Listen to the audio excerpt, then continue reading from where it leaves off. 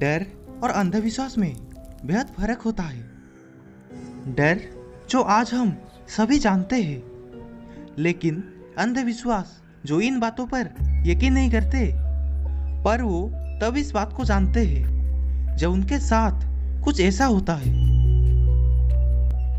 ये कहानी एक 22 साल के लड़के की है जिसका नाम राहुल है। ये हादसा आज से 2 साल पहले उसके साथ हुआ था, जिस समय वो भी इन बातों पर यकीन नहीं करता था। वो कहते हैं ना, जिसके साथ बीती है वो बात सिर्फ वही जान सकता है। राहुल के साथ भी उस रात कुछ ऐसा ही हुआ था जब वो अपने दोस्तों के घर में पार्टी कर रहा था। पार्टी में वो सब इतने मगन थे कि ना ही वो किसी परिवार वाले का फोन उठा रहे थे और ना ही उन्हें समय का अंदाजा भी था।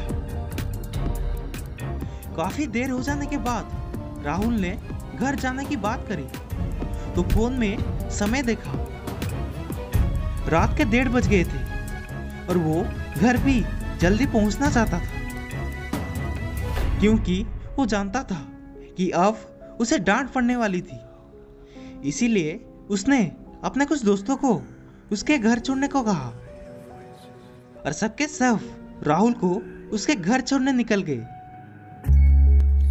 राहुल के घर के रास्ते पे एक स्कूल था जो काफी समय से बंद था।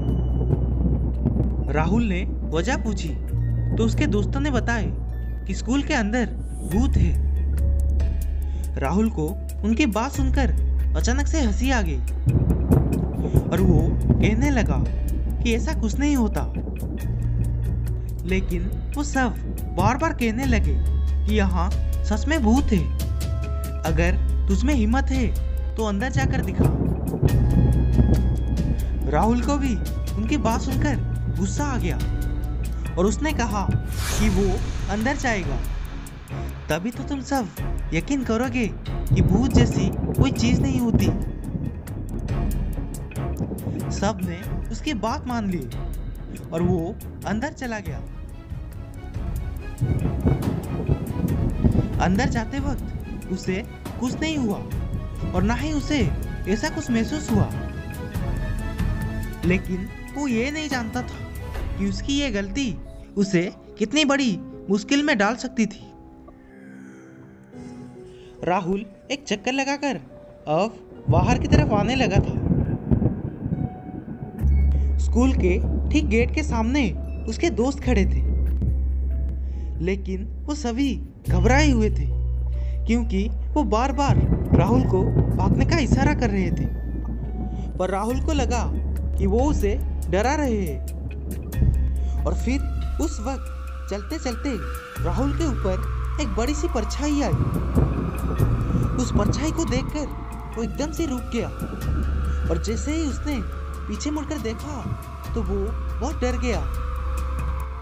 वो एक बहुत बड़ी परछाई थी जो कि धीरे धीरे बड़ी हो रही थी।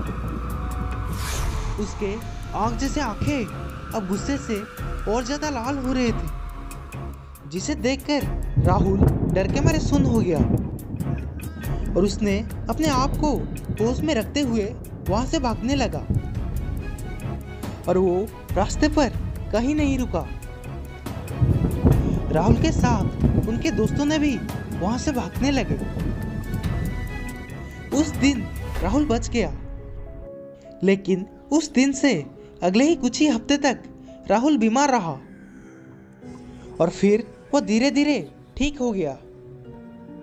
उस दिन उस हादसे के बाद राहुल मान गया कि कुछ चीज है जो कि इंसान के समझ के परे होते हैं और हमें वो सबको मानना हमारे लिए फायदा है।